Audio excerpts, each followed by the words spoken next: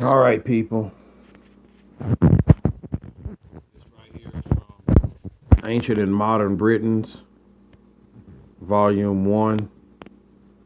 I have a shitload of books, man. I got a ton of books, man, for real. Y'all think I just got the OneDrive? No, I got a ton of paperbacks and hardbacks, too, that I keep in storage. I only pull them out when I need them. By David Matt Ritchie, William Introduction, William Preston. We got a bunch of shit, man. But I'm not gonna really focus too much on this. I'm just gonna go in this book and show y'all something. And this is from this is what made me actually back in 2008, because being raised by my great grandmother, of course my parents, but my great grandmother, she was my primary figure in my life, because both my parents worked when I was a youngster. She always told us that that we were not black, as in Africans. We was Indians, when they called us black Indians. We'd always been here. But in 2007, when I'd gone to Dominican Republic, big ups to my Dominican family, Madre and Vicky, a family that we were staying with down there, because I was down there on some spiritual business. Young girl by the name of Catherine. She's the first one I ever heard in my life come out of her mouth saying that the Moors are the original peoples of the Americas and that they own the land. Well, my mouth fell on the ground back in 2007 when I heard that, but I still couldn't make the connection of Indian and Moor. So when I had joined the temple back in like January 2008, Moore Science Temple number 19, I had a brief stint in the temple. After that, I had to, leave and find out truths and things on my own. But the Grand Governor, Heru Ranisiel, was very implementive in building on that, of what the young child, Catherine, had told me in the Dominican Republic. And he showed me the truth of the matter. But here's something I want to share with y'all, and it's right here. It says, of course, this is from the book, Ancient and Modern Britain, it's page 374.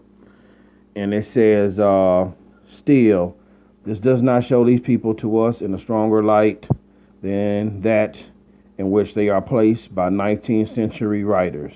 This tells us that England was overrun last century by large companies of marauders who soared upon the agricultural castes of England, much as they did in Ireland and Scotland, to the great terror of these agriculturalists. And these oppressors were black oppressors, like those of the Welsh Mabinogian, whatever that is, Mabinogian, that's how it looks like it's pronounced. The Englishmen who had colonized the western shores of the Atlantic not more than a generation or two before Gross spoke of the Indians there as being as black as gypsies. In 1676, the native races of New England were spoken of indifferently as Indians and Moors. And our British Indians are also remembered as Moors. Therefore, Gross is virtually telling us that large companies of Moors, or black people, roamed up and down the country, rather more than 100 years ago, taking very considerable contributions from the farming classes and others, besides being possessed of many fierce and aggressive qualities. And these Moors, at that quite recent period, had not relinquished the custom that distinguished those black people against whom Caesar fought. Those 18th century Moors were also painted people. So this right here is telling you that Indians are Moors. They're one and the same. And I give thanks to Catherine, 2007, for that knowledge she had imparted to me. A child, at the time I was 36 years old, and out the mouth of babes sprang forth the truth. And I also give thanks to Grand Governor Heru Ranisiel during my time in the temple for bringing this to light An Indian and Moors are one and the same. And as well as uh, Prince Elimus Uriel Bey of the Kingdom of Admortium. So, people, stop arguing back and forth. This stuff is historically recorded. It's well over 400 and 500 years old. The Indians and Moors are the same people. The treaty applies.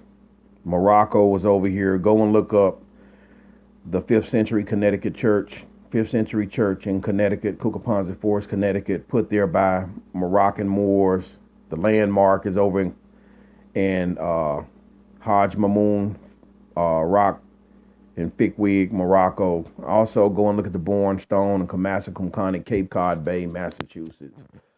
Written in Punic Iberian, which is actually Phoenician, Canaanite, Carthaginian writing. They're the same people. The land claim, proclamation of annexation, do not deface.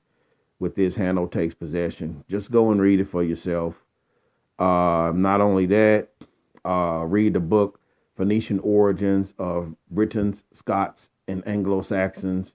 It tells you that in the syllabarian phonology of the Amaru, who were predecessors of the Canaanites and Phoenicians, or, a composite of those people, the Canaanites, that in their language they called themselves Moor, and it was spelled in various different ways, M-U-R, M-O-R. So go and read this stuff for yourself. It's right here.